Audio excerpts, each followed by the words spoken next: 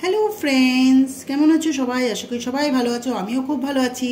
তো আজকে আরেকটা রেসিপি নিয়ে হাজির হয়ে গেলাম। তো দেখতে পাচ্ছ এখানে বেগুন আছে, আলু আছে। বেগুনগুলো দেখো কি সুন্দর সুন্দর করে কাটা আছে, লম্বা লম্বা করে কেটে রেখেছি। আলু আছে লম্বা লম্বা করে।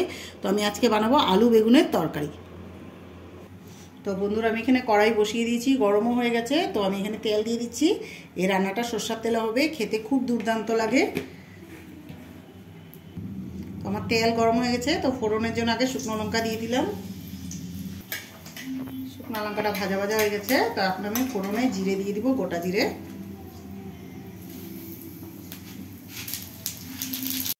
অল্প করে হিং দিয়ে দিব। হিংটা দিলে টেস্টটা দ্বিগুণ হবে। এটা পুরো নিরামিষভাবে বানাচ্ছি। আমিষভাবে বানালে তোমরা পেঁয়াজ রসুন দিতে পারো। তো আমি পেঁয়াজ রসুন দেবো না, এটা নিরামিষভাবে খেতে খুবই ভালো লাগে নিরামিষ দিনে। তো এখানে দুটো তেজপাতা আমি চিড়ে দিয়ে দিলাম। আর হিং দিলে এমনিও ভালো লাগে বন্ধুরা। যখন আমরা পেঁয়াজ রসুন নিরামিষে তো আমরা হিংটাই বেশি প্রেফার করি, কারণ পেঁয়াজ রসুন তো যাবে না। তো এইভাবে নিরামিষভাবে বানিয়ে দেখো, ভালোই লাগবে, খুবই ভালো লাগে খেতে এটা। তো আমার আলু বেগুনগুলো দিয়ে দিচ্ছি এখানে। আলু আর বেগুনটাকে ভালো করে ভেজে নেব। এটা খেতে খুবই দুর্দান্ত লাগে বন্ধুরা। ভাতের সাথে বলো, রুটির সাথে বলো, একদম মাখো মাখো হবে, মাখা ঝোল হবে না, খুবই টেস্টি লাগে এটা আলু বেগুনের এই তরকারিটা। তো বন্ধুরা দেখতে পাচ্ছ আমার আলু বেগুনটা প্রায় ভাজা হয়ে গেছে। আর এর থেকে বেশি ভাজবো না। তখন আমি এক এক করে মশলাগুলো দিয়ে দিব। তো এখানে আমি আদা, গোলমরিচ আর কাঁচা লঙ্কা থেতো করে রেখেছি। এটা আমি একটু আস্তে আস্তেই রাখবো, খেতে ভালো লাগে, পুরো পেস্ট করব না। এখন এটাকে ভালো করে মিক্স করে নেব। লঙ্কাটাকে থেতো করেছি কেন, একটু আস্তে আস্তে আমার ভালো লাগে। এখন পুরো পেস্ট করিনি, একটু ঝাল ঝাল হবে এটা। এখানে টমেটো স্লাইস করে রেখেছি, টমেটো দিয়ে দিয়েছি। অল্প করে কড়াইশুঁটি আছে, কড়াইশুঁটি দিয়ে দিচ্ছি। হাফ চামচের মতো নুন দিয়ে দিচ্ছি। টমেটোটা গলে যাবে, আলুটাও গলে যাবে। টমেটো এমনিই গলে যায় বন্ধুরা, তোমরা জানোই। এখন এটাকে ভালো করে মিক্স করবো, এটা খেতে খুবই টেস্টি হয়। অল্প করে হলুদ দিয়ে দিচ্ছি। এখন এক এক করে সব গুঁড়ো মশলা দিয়ে দেবো। জিরের গুঁড়ো দিয়ে দিলাম 1 চামচের মতো, জিরের গুঁড়োটা একটু বেশি পড়বে এটাতে। ধনে গুঁড়ো 1 চামচ, 1 চামচ কাশ্মীরি লঙ্কা দিলাম, কালারটা ভালো আসবে। এখন এটাকে ভালো করে মিক্স করব। এটা ভালো করে কষাতে হবে, খেতে খুবই দুর্দান্ত লাগে বন্ধুরা।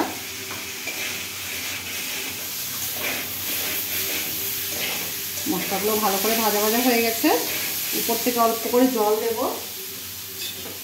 সামান্য পরিমাণে জল দেব, বেশি জল দেব না। এটাকে আরেকটু কষাতে হবে ভালো করে।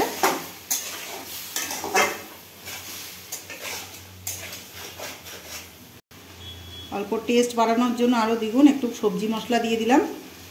এই নিরামিষ রান্নাতে সবজি মশলা দিলে ভালোই লাগে। একটা দুর্দান্ত একটা গন্ধও চলে আসে, আর খেতেও ভালো লাগে।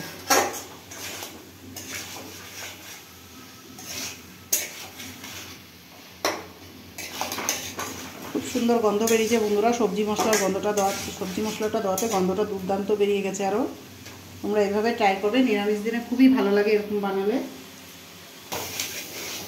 দেখতে পাচ্ছ বন্ধুরা, জলটা পুরো শুকিয়ে গেছে, খুব সুন্দর হয়েছে। আর গন্ধটাও খুব দুর্দান্ত বেরিয়েছে। এটা রুটি বলো, ভাতের সাথে বলো, খুবই ভালো লাগে নিরামিষ দিনে এরকম একটা রান্না হলে। আলু বেগুনের তরকারি খুবই ভালো লাগবে। আর আমি এখানে টেস্টটা আরও দ্বিগুণ বেড়ে যাবে, অল্প করে টক দই দিয়ে দিব। আমি এখানে 2 চামচের মতো টক দই নিয়েছি। টক দইটাকে আগে ভালো করে ফেটিয়ে নিয়েছি। একটু চটপাটা হবে, খুব ভালো লাগবে, ঝালও হবে, একটু খাট্টা খাট্টা ভাব আসবে। টমেটোও দিয়েছি দেখছো তোমরা, আর টক দইও দিয়েছি, খেতে খুবই দুর্দান্ত লাগবে। এটাকে আমি একটু আরও 2 মিনিটের মতো কষাবো, তারপর অল্প করে সামান্য পরিমাণে জল দেব। তো বন্ধুরা, আমার ভালো করে কষা হয়ে গেছে। এখন সামান্য পরিমাণে জল দিয়ে দিব। দেখতে পাচ্ছ কত সুন্দর একটা কালার এসছে। এটা খেতে খুবই ভালো লাগে। আমি বারবার বলছি একবার বানিয়ে দেখো, এভাবে ভালোই লাগবে। তো এখানে আমি গরম জল ব্যবহার করব। এখানে খুন্তির মধ্যে অনেকটা মশলা লেগে রয়েছে, এটাও আমি ধুয়ে দিচ্ছি। আর দেবো না, অনেকটা হয়ে গেছে। এর থেকে বেশি জল দিলে ভালো লাগবে না, এটা একদম শুকনো শুকনো হবে, খেতে ভালো লাগবে। অল্প গামাখা গামাখা, বেশি জল দেবো না। দেখতে পাচ্ছ বন্ধুরা, কত সুন্দর হয়েছে। তো এখন আমি এটা 5 মিনিটের জন্য ঢাকা দিয়ে রাখবো। তো আমি ঢাকা দিয়ে দিচ্ছি 5 মিনিটের জন্য। আর গ্যাসের আঁচটা একটু মিডিয়াম করব যাতে আলুটা ভালো করে সিদ্ধ হয়ে যায়। তো 5 মিনিট পরে দেখা হচ্ছে। তো বন্ধুরা আমার 5 মিনিট হয়ে গেছে। তো এখন আমি ঢাকনাটা খুলে নিচ্ছি। খুব সুন্দর হয়েছে আর এত সুন্দর একটা গন্ধ বেরিয়েছে। ঝোলটা পুরো শুকিয়ে এসছে বন্ধুরা, আর নামালে আর টেনেই যাবে। তো এখন আমি একটু গরম মশলার গুঁড়ো দিয়ে দিব। তো আমার হয়ে গেছে আলু বেগুনের তরকারিটা। তো নামানোর আগে আমি গরম মশলা দিয়ে দিচ্ছি। আমি এখানে সানরাইজের গরম মশলা ব্যবহার করেছি। এটার গন্ধটা তোমরা সবাই জানো খুবই দুর্দান্ত হয়। তো এটাকে ভালো করে মিক্স করে নিচ্ছি। তো এখন আমি নামিয়ে নেব। আমার হয়ে গেছে। কত সুন্দর হয়েছে দেখতে পাচ্ছ বন্ধুরা। এটা খেতে খুবই ভালো লাগে নিরামিষ দিনে। এরকম আলু বেগুনের তরকারি হলে আর কিছুই লাগে না। আর আলুটা দেখো কিভাবে সবজিগুলো সিদ্ধ হয়েছে, দেখতেই পাচ্ছ খুব সুন্দর হয়েছে। তো এখন আমি নামিয়ে নিচ্ছি। তো বন্ধুরা দেখতে পাচ্ছ আমার আলু বেগুনের কষা কষা তরকারি হয়ে গেছে। তো কিরকম লাগছে, রেসিপিটা ভালো লাগলে একটা লাইক করতে ভুলো না। তো আজকের মতো এতটুকুই। নেক্সট ভিডিওতে আবার একটা নতুন রেসিপি নিয়ে হাজির হয়ে যাব। তো আজকের মতো টাটা।